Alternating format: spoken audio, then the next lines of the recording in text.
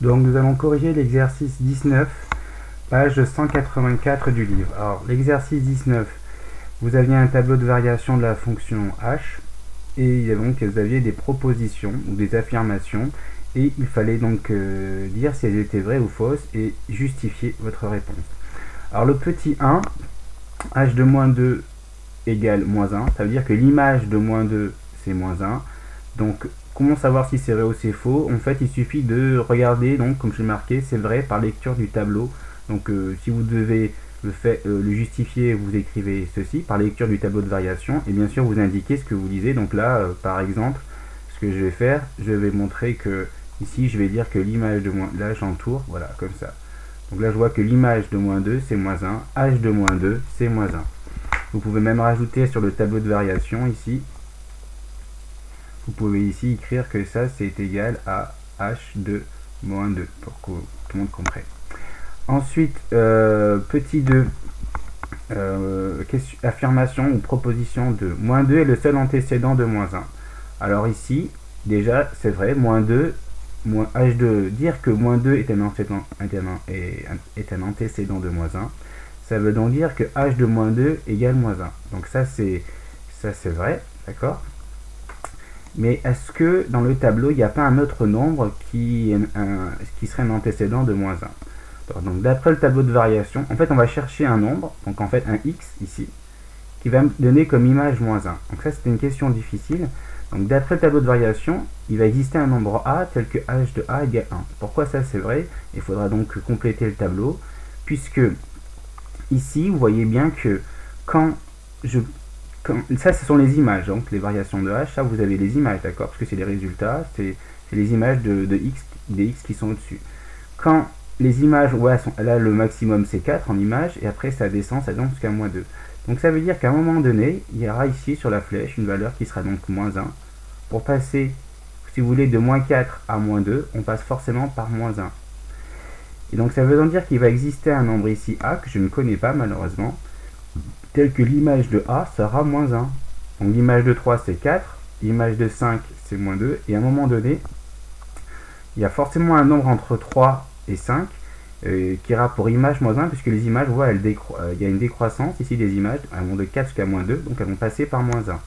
Donc d'après le tableau de variation, il existe un nombre a tel que h de a égale moins 1, c'est ce que j'ai écrit ici.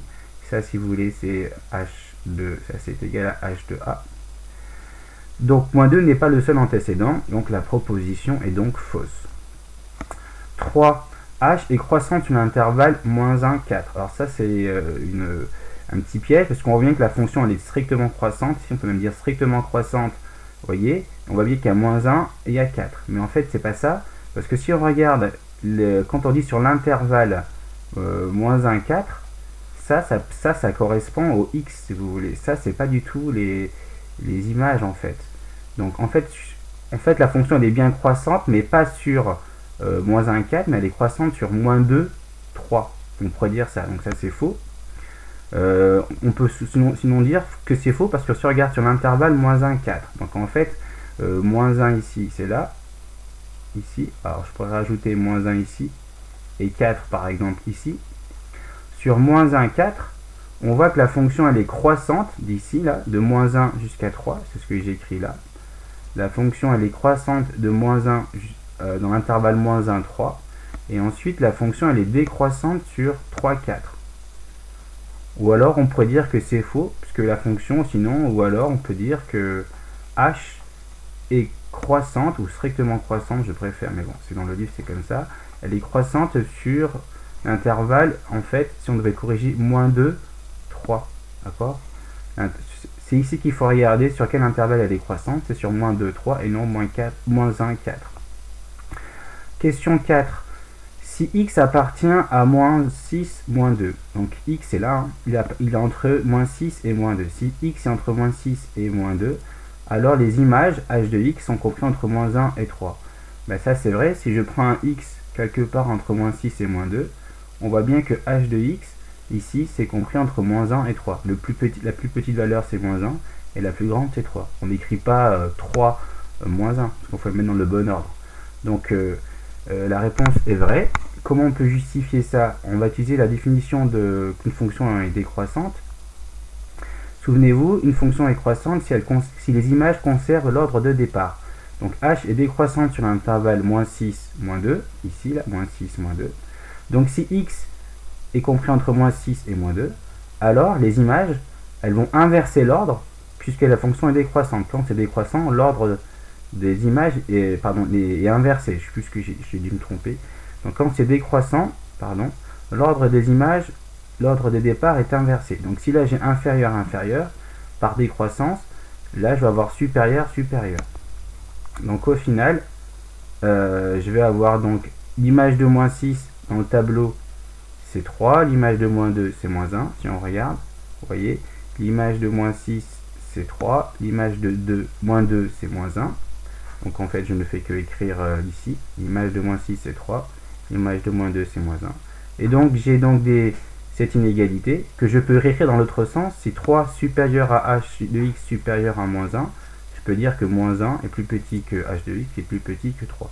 C'est juste réécrit pour avoir les inégalités dans ce sens-là, mais c'est exactement la même chose, ces deux choses-là.